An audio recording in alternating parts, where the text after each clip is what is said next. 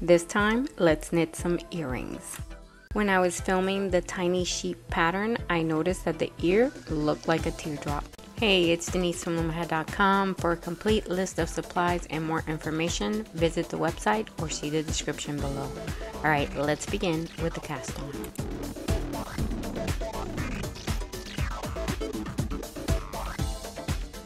Using 2 strands of yarn as one, I'm going to secure them to the anchor peg with a simple knot. Then I'm going to take the working yarn and zigzag through 5 pegs, wrap and turn on the 5th one, and with your hook you're going to knit off every peg that has 2 loops. So you'll see that the 4th and 2nd pegs are the ones that you're knitting off, and then that's your cast on. You're going to wrap that peg 1 and turn and skip it, and you're going to knit the next 4 pegs.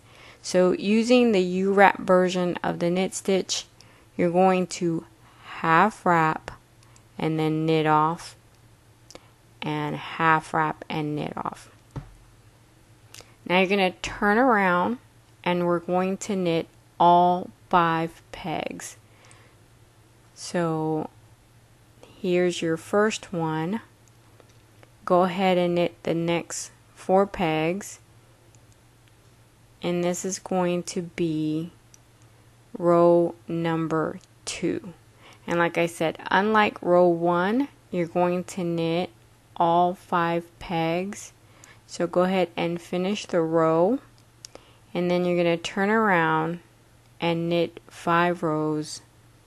And knit the row again. And of course, take the knot off your anchor peg so you won't have any issues, and turn around and let's knit these next 5 pegs, which would be for row 3.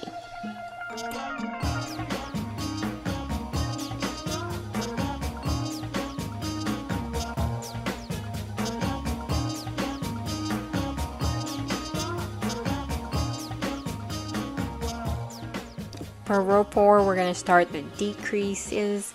So you're going to go to the peg on the other end of the row, and with your hook, you're going to take the stitch off that peg, move it over, and then knit off. Now you only have 4 pegs with stitches. Let's start to knit off those 4 pegs. So again, you're continuing with that same version of the knit stitch. You're going to knit these 4 pegs. So here's number 3, and then here's 4. Now for row 5, excuse that my pegs keep coming off. For row 5, you're going to do the same thing. You're going to go to the other end of the row, and you're going to pick up the stitch, move it over, and then knit off. And that's going to leave you with only 3 pegs with stitches. So go ahead and knit that row. Here's peg 1, 2, and 3. And then for the next 2 rows, you're going to go ahead and knit those 3 pegs. So let's knit row 6, and you're going to finish off right here real quick. You're going to turn around, so wrap and turn, and knit row 7. Again, only these 3 pegs. And when you're done with this row, all you need to do for row 8, which is not really a row, is that again you're going to decrease by 1. So go to the other end, lift up the loop, move it over to the next peg, knit off, and you're done with your row. Now you're going to cast off, so wrap. Lay your yarn over at least 3 to 4 pegs and cut. And now we're going to take those strands and scoop them up and feed them through these 2 loops. And then you can take your loops off the pegs and your yarn is free from your loom. You need to stretch those stitches nice and long, and then pull on those cast on drawstrings. So pull on both of them and you see that you now have a teardrop shape, and let's go ahead and neaten things up. So you need to get a needle and thread it, and then you're going to feed the drawstring through those cast on or cast off loops, doesn't matter. Once you feed the yarn through it and pull, it will round off, and then you're going to take those strands and you're going to knit them through the side loops upward and neaten it up. And you're going to do the same thing with the other side. You need to bring the drawstring up through the side stitches. You're going to bring them up right here, so you're feeding them through those side stitches and up to the top. And the reason you want to bring all of them up is we're going to go ahead and tie all of them together, and then you can cut them so that they look nice and neat. Next, we're going to attach the hardware to the teardrop. So here's a loom knit teardrop, and I fed the drawstrings to the top, and I made a knot up here and cut off all of the extra yarn, and then I got a needle and I thread a very thin needle. I put a knot at the end of the thread, and that's going to help me secure it right here at the very tip. I make a knot, and then I'm going to get a cap. Now this needle, I made sure that it was going to fit through all of the openings, like here on the cap, and I like to put a little bead just to secure everything and to make it look better. And so I have to make sure again that it's a thin needle and would feed through my tiny bead, and as you can see, that worked out well.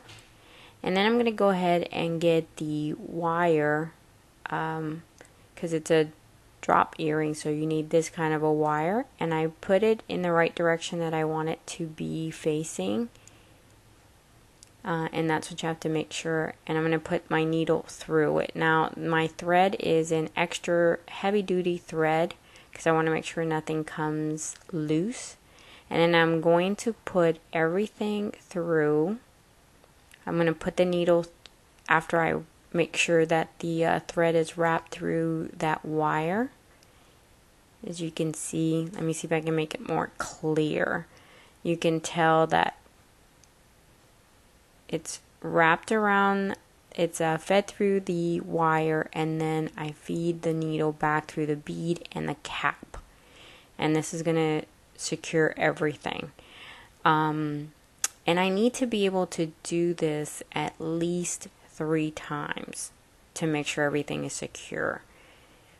So I'm going to come back through all of them after I've fed the needle through another section of the teardrop.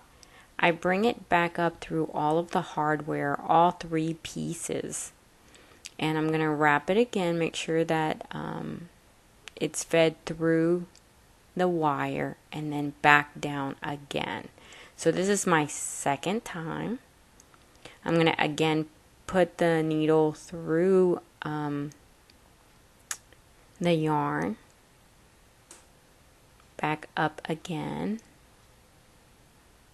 and I'm going to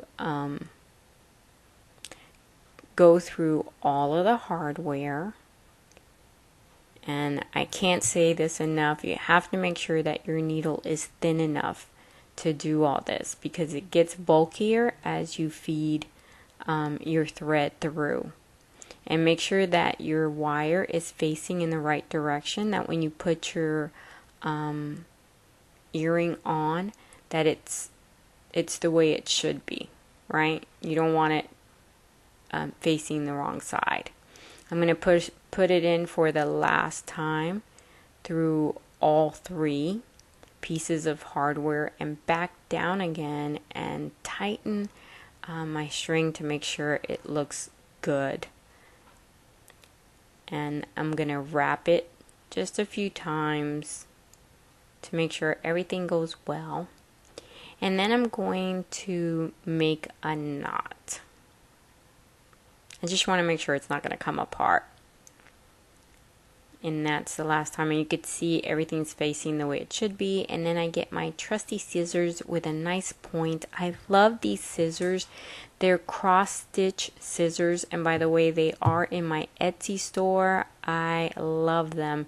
See how nice and neat you cut everything. The tip makes it so easy to work with. These are, I just got these like last year and I'm in love with them. Alright, there's your earring, and you can put a little hot glue at the top just to situate them correctly, and so you don't see any of the thread. You can kind of see it right now because I wanted you to be able to see what I was working on, but you can make it so that it matches perfectly. Is this super cool or what? Now you can match your earrings to your hat or your cowl or whatever you're using. And again, I'm going to put a little hot glue on the top just so that I know that everything is secure. Alright guys, that's it. Now just like, comment, and share, and don't forget to love with your looms.